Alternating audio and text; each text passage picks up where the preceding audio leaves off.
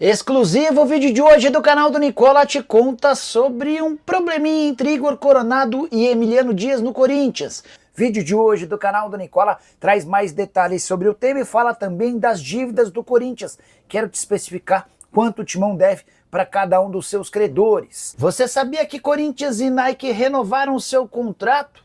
Vídeo de hoje do canal do Nicola trata sobre os dois temas e explica também as últimas do mercado, bastidores, finanças e muito mais. Fala aí pessoal, sou Jorge Nicola, bem-vindos a mais um vídeo do canal, sempre bom ter vocês por aqui. Registrar a declaração forte de Mário Celso Petralha, o presidente do Atlético chamou o Corinthians de clube vigarista devido a uma dívida de 12 milhões e 300 mil reais por Alex Santana. Para falar sobre o Corinthians, você sabia que o Timão teve seu contrato com a Nike prorrogado? Com um detalhe importante, essa extensão do vínculo até dezembro de 2029 foi a contragosto do presidente Augusto Melo. A Nike fez valer uma cláusula que permitia a ela a renovação automática desse acordo de fornecimento de material esportivo. A Nike é a mais antiga parceira do Corinthians.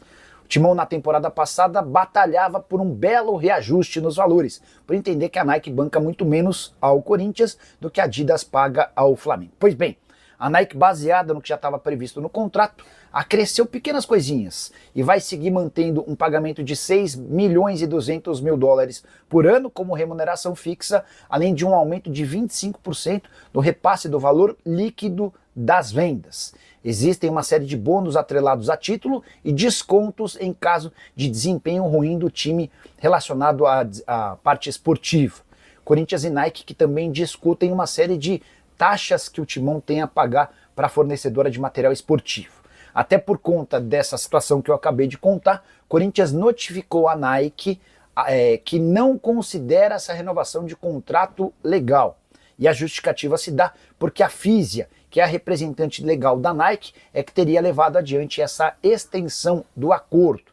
A estratégia do Corinthians é tentar anular a renovação do contrato. A questão vai parar na justiça, porque tanto a Nike quanto a Fisia já disseram que não há nada equivocado ou errado entre as partes.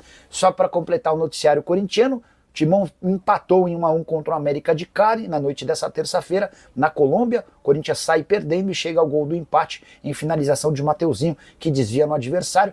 O resultado não é dos melhores, mas pelo menos mantém o Corinthians vivo na briga pela classificação para a próxima fase. Em caso de derrota, o Corinthians poderia ver Huracan e América de Cali com 6 pontos e a chance de classificação bastante distante. E você, corintiano, que pensa sobre tudo que eu contei? Não esquece de deixar like, de se inscrever no canal. Bora falar agora sobre o Corinthians com informação exclusiva. Igor Coronado não tem rendido como se imaginava e tem um custo bem alto, 2 milhões de reais por mês. Mas, além disso, e aqui vem a informação exclusiva, ele tem na comissão técnica alguém que não morre de amores por ele. Eu me refiro a Emiliano Dias, filho do Ramon Dias, o treinador do Timão, e alguém super importante na estrutura e na comissão técnica alvinegra. O Emiliano Dias não manda, mas tem enorme voz dentro da comissão técnica. É o cara que mais interfere e influencia seu pai. E a relação do Coronado com o Emiliano não é boa por conta de aspectos apenas futebolísticos. Não houve uma treta, uma discussão, uma questão envolvendo ambos. É que o Emiliano entende que o Igor Coronado entrega pouco no momento sem bola e não combate. Aquele meia atacante do modo antigo, que gosta de jogar muito com a bola, mas que tem pouca transpiração sem ela. E nem fui eu que notei, uma pessoa do Corinthians que me fez essa revelação em relação às diferenças entre Coronado e Emiliano, lembrou, até pediu para que eu assistisse a comemoração do gol do Coronado contra o Fortaleza. Você deve fazer o mesmo exercício. Depois busca aí no YouTube, gol do Coronado contra o Fortaleza no jogo válido pelas quartas de final da Sul-Americana do ano passado. Corinthians vence o Fortaleza por 2-0 no Castelão. Primeiro gol da partida é marcado justamente pelo Coronado. Na comemoração todo mundo super contente, mas uma imagem mostra o Ramon Dias, outros auxiliares festejando e no banco de reservas o Emiliano Dias com cara de poucos amigos.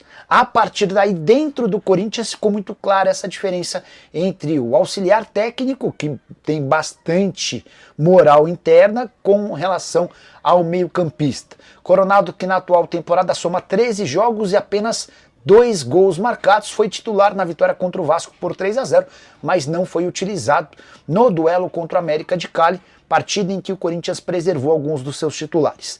Na temporada passada, sua primeira com a camisa corintiana, Coronado disputou 45 jogos com 4 gols e 5 assistências. Quero falar agora sobre o sorteio da Copa do Brasil. Conhecemos nesta quarta-feira os duelos da terceira fase. São 16 confrontos. E dá para dizer que o time que teve menos sorte entre os clubes do pote 1 foi o Palmeiras, que costuma ter sorte, mas dessa vez vai pegar um representante da Série A do outro lado, o Ceará. É óbvio que o Ceará deu muito mais azar do que o Palmeiras, mas entre todas as opções disponíveis no pote 2 eu classifico o Ceará como mais complicado. Confronto de times da primeira divisão. Também vejo muito equilíbrio, talvez até mais, no duelo entre Red Bull Bragantino e Criciúma. Já o Corinthians pega o Novo Horizontino, duelo que foi visto no Campeonato Paulista.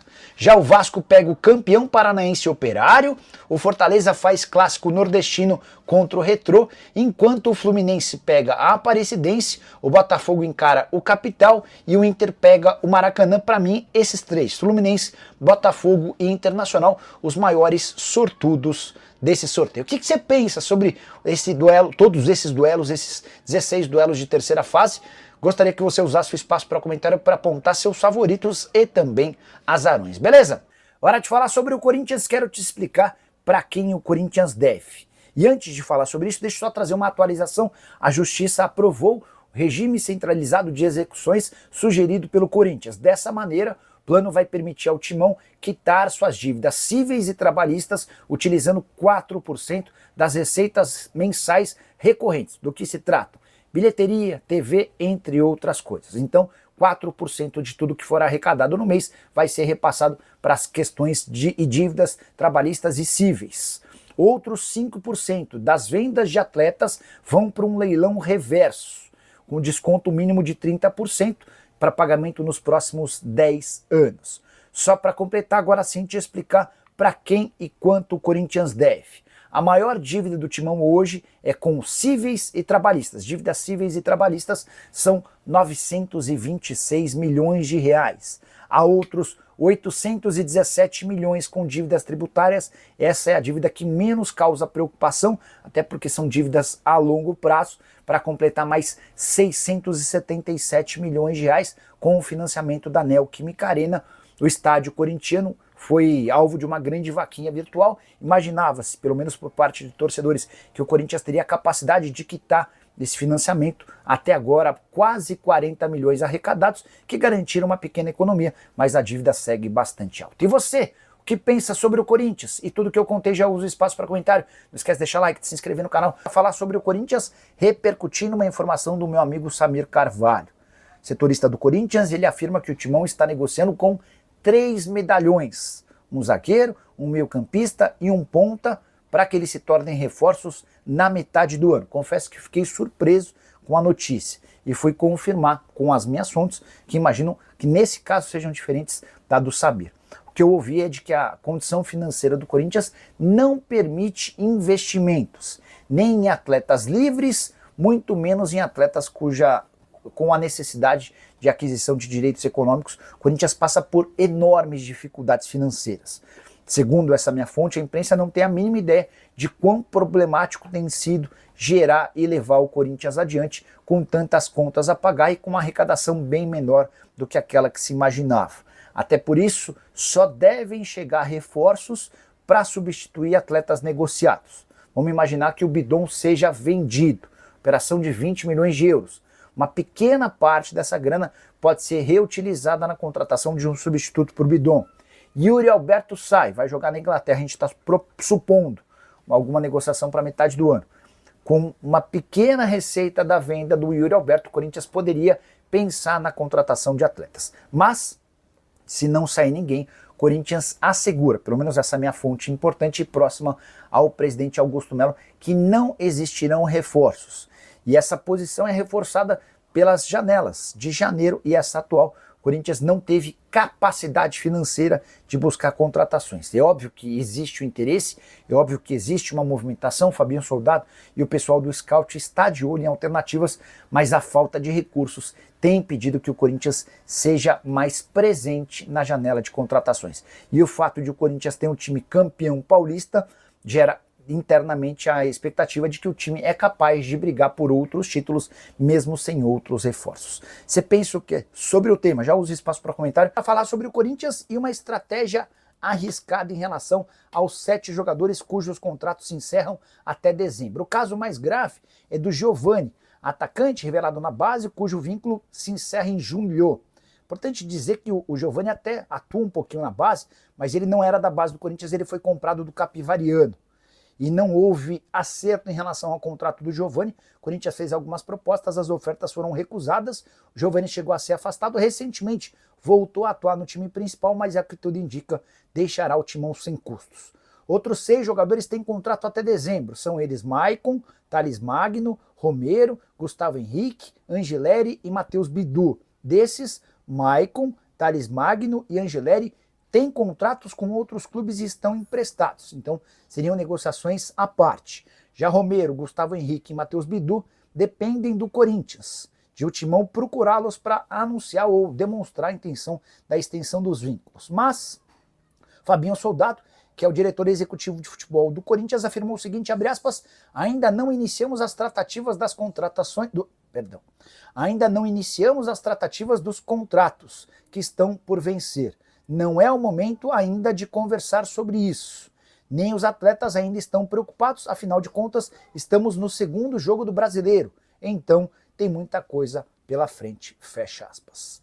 A saideira sobre o Corinthians, o Atlético Paranaense acionou a Justiça do Paraná para cobrar 12 milhões e 300 mil do Timão pela compra de Alex Santana, tudo porque 2 parcelas de 900 mil euros cada não foram quitadas, parcelas de janeiro e fevereiro. O valor já inclui juros e multa correspondente ao não pagamento. Curtiu o vídeo? Família, ficamos aqui com o giro de notícias do maior clube do Brasil. A gente tá falando realmente do Corinthians. Se você gostou do vídeo, chega aqui, deixa seu like e se inscreva neste canal. Ativa também o sininho de notificação, é muito importante a sua participação. Ficaremos por aqui, um grande abraço no seu coração, não sei para mais. Até o próximo vídeo. Um abraço, vamos que vamos.